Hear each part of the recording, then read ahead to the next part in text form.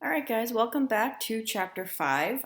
This chapter is titled States of Consciousness. It's actually a three-part chapter. So, the first part, we're going to be talking about consciousness and what that means and different types of consciousness.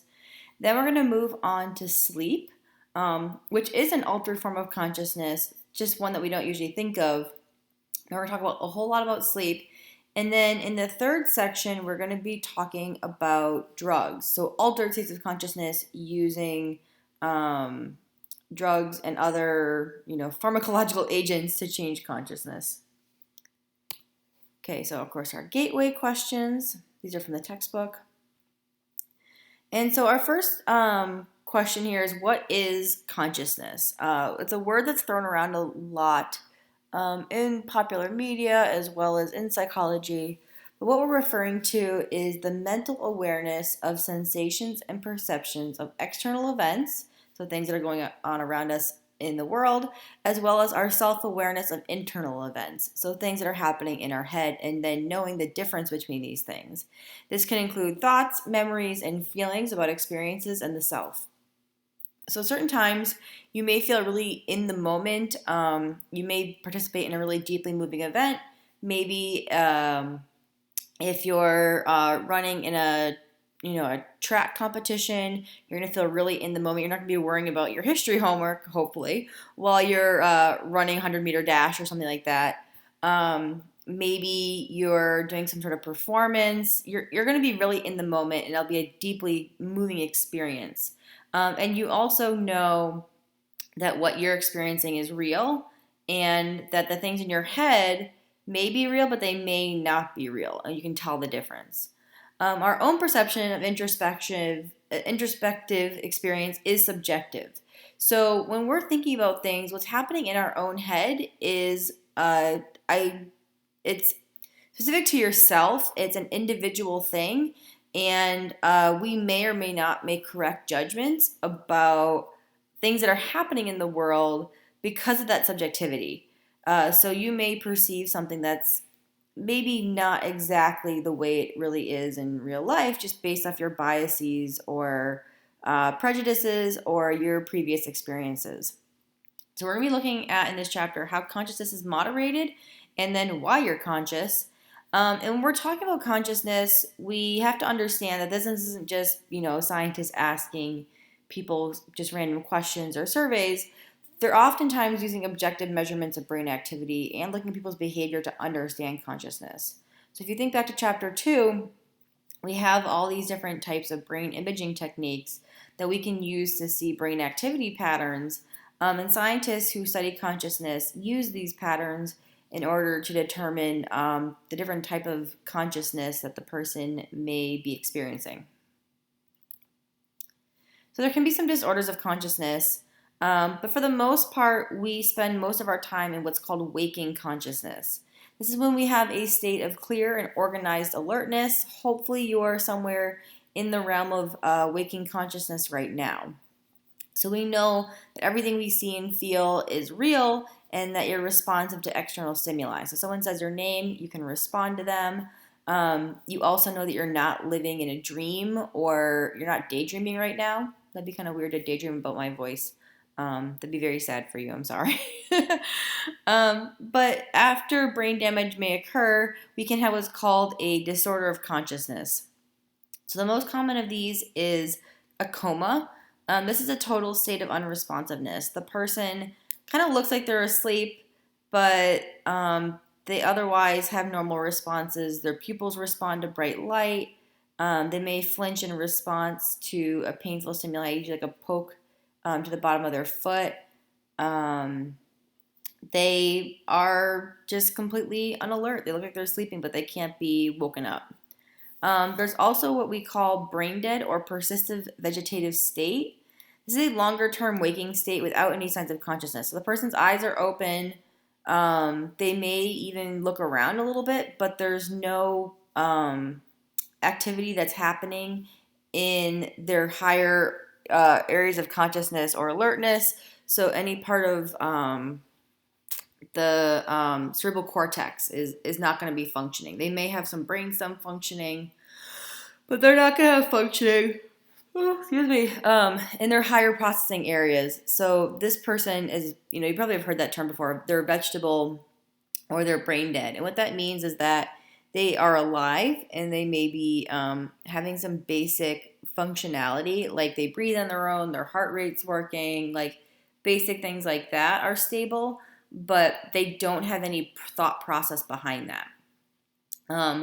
This can go on from anywhere between a few hours before a person will pass away to many years.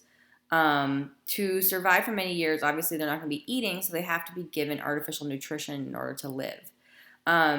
It's often a debate with doctors and families of what point do you end that type of care, because are you keeping a person alive who's never going to return? If they're brain dead, they don't have any functionality of the brain.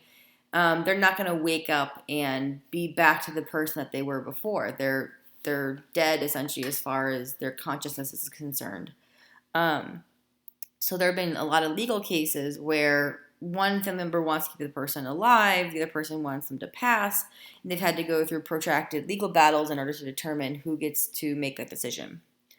There's another really scary type of disorder of consciousness called locked-in syndrome. These people look like they're in a coma or that they're brain dead, but they're completely aware of what's going on. So they can't move any part of their body. They can't move their eyes. They can't move their mouth. They may or may not be able to breathe on their own, but they are completely aware of what's going on. So they're consciously aware of what's happening, people talking to them. They want to respond, but they can't. In the past, doctors weren't able to determine that this was actually the case, that they weren't just in a coma or brain dead. But now we can use brain imaging techniques to determine that they are actually alert and aware. And they can train them to actually shift their brain waves to answer like yes/no questions. So they can respond to their environment using their brain waves, even if their body can't respond physically to any signals. So like I said, doctors use a variety of different brain imaging scans to determine the level and location of brain activity, to determine what disorder of consciousness a person may have, and then how to treat them appropriately. Other altered states of consciousness are actually quite common. So if you're fatigued, which many of you guys probably are, I know I am today. I'm drinking my tea as I'm talking to you. That would be fatigue. There's delirium, hypnosis, drugs, euphoria, dreaming, and daydreaming, which you probably also frequently experience as well. Altered states of consciousness is any condition of awareness that's directly different from the quality or pattern from waking consciousness. So during this, our perception, emotions, memories, sense of time, and sense of self-control can all change. Highway hypnosis is an interesting form of this.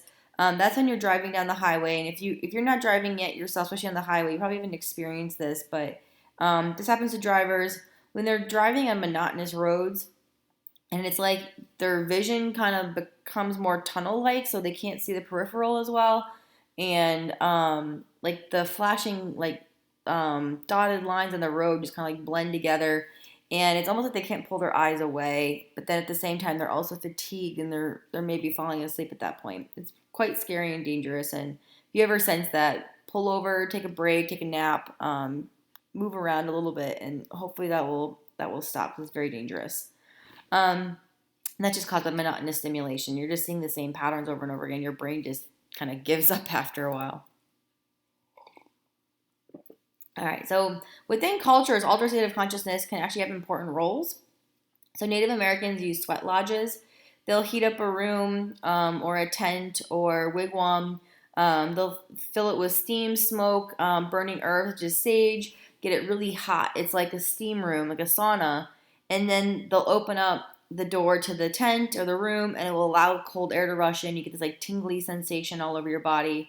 They also do this in Scandinavian countries and in Russia. They'll go into saunas and then they'll roll in the snow or jump in a river or lake in the middle of winter. And you can also kind of do the same thing here in the United States. If you have like a hot tub, get in a hot tub and then jump in a cold pool in the middle of winter. You'll get like this tingly, euphoric sensation all over your body. It's not going to hurt you unless you maybe have something, heart condition or something. But you'll get this like tingly feeling, and you get like this rush, and just feels really, really nice. Buddhists will meditate, and meditation can lead to altered states of consciousness just through relaxation and focus. And Navajo elders will drink peyote. There's a bunch of different religious groups that will use mind-altering medications in order to hallucinate or to connect with spirits. These practices are usually meant to cleanse the mind and body, connect with spirits, elders, ancestors, some sort of deity. Also, it helps people reach personal enlightenment, especially in Buddhism. Meditation is part of how they go to find nirvana. In Western culture, though, we usually view these rituals as madness or possession, especially if people are talking to spirits. We don't usually take that too kindly, but it is an important role in certain communities. So hypnosis. I know we're not actually in class, but please make sure you go through and you read the section in the book about hypnosis. And I want you to think about what hypnosis is. Is it real? Is it fake? How can hypnosis be useful? So maybe what therapeutic approaches can be used for hypnosis? Is everyone susceptible to hypnosis? And then also, should police use hypnosis to enhance the memories of eyewitnesses? So go ahead and read that section in the book. It's only like 2 or 3 pages. I also have a video about the science of hypnosis in the playlist that I think you should check out. So meditation, I briefly mentioned this with Buddhism, but meditation can be used in a variety of different ways and doesn't have to have a religious aspect to it.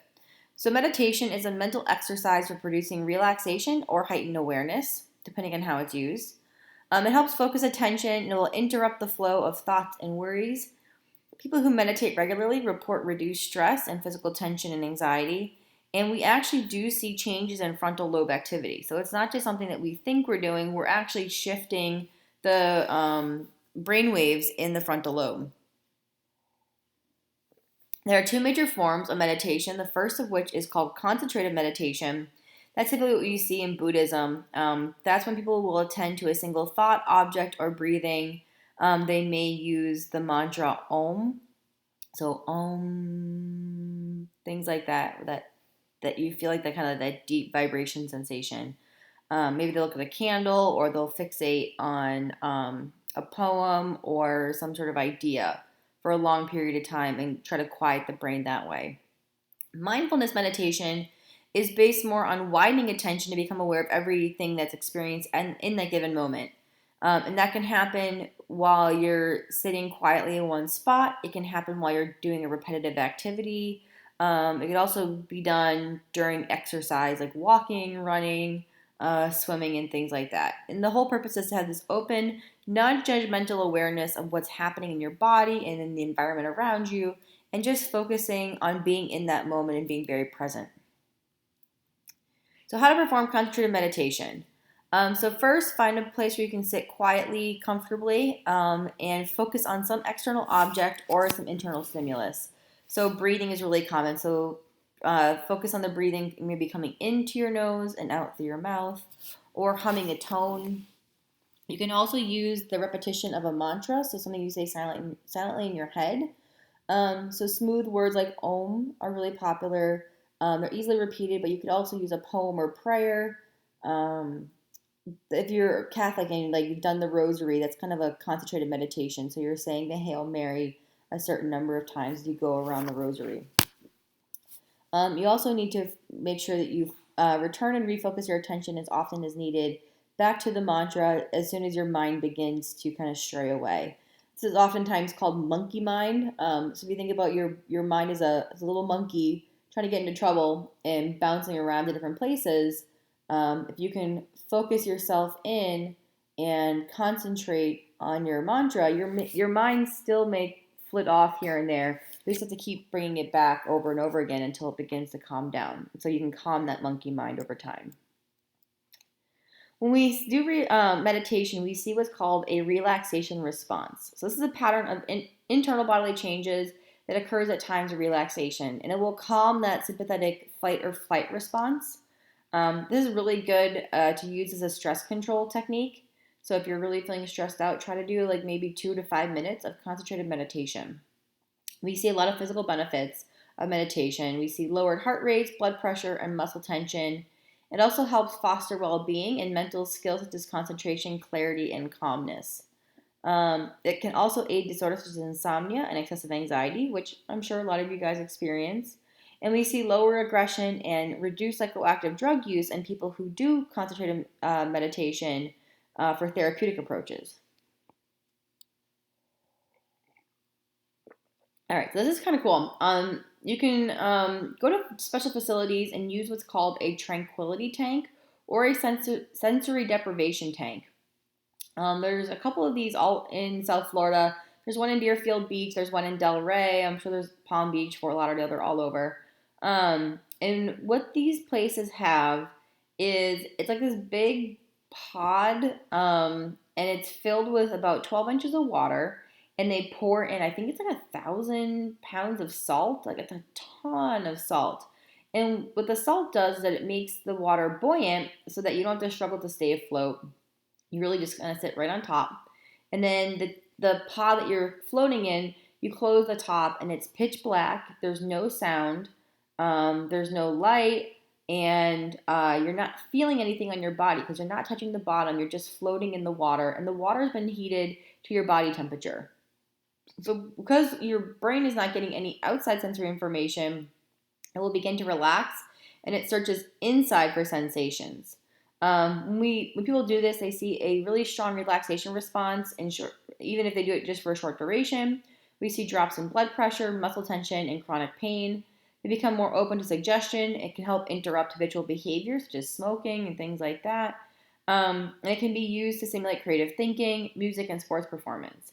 I actually know of people who use it for therapy for anxiety and depression because it helps quiet, that nervous, spiral that happens in our brains when we get really anxious or depressed. It's not terribly cheap, but it's not terribly expensive either. It's about $1 a minute, although you can get package deals and things like that by, 6 floats for a certain amount of money. But yeah, I think the place around here is about $1 a minute. It's like, $60 for 60 minutes. So it's not cheap, but it's not really expensive. So if you ever get a chance, check it out. Again, there's one right in Deerfield Beach. It's called Float 8. You should check it out. I haven't had a chance to do it yet, but my coworker in grad school, he used to go a couple times a year, and he always really enjoyed it. He said at one point, like, his body kind of floated up and his shoulder bumped against the wall, and he was like, "Oh, I have a body." It was like this realization for him in that moment. So it's been something I've been meaning to try. I just haven't had a chance yet. So mindfulness, you probably heard a lot about this in S2S and from our counselors. So mindfulness is a really important practice that we're going to be talking about. So have you spaced out at all today? Probably. You are in school after all. So mindfulness is kind of the opposite of being spaced out. So mindfulness is being in a state of open, non-judgmental awareness of your current experience. So you're really kind of focused on what's happening around you and you're viewing it without judgment. So you're really peaceful in the moment. You become aware of every thought and every emotion. And sometimes this happens naturally during a life-changing moment, a birth of a child, hiking to the top of a mountain. I know for me, like I scuba dive, and when I go underneath, I just feel so connected in that moment with what's going on around me, my breathing, the pressure, the sensation of the water, and seeing everything around me. For me, that's a very mindful experience. Mindfulness can be really helpful for people. It reduces the stress, and we see a greater well-being for people who are going through cancer treatment. We see increased self-knowledge, and it makes it easier for people who are trying to quit smoking to quit, which is pretty cool. All right, so we're going to stop here, and our next section is going to be on sleep.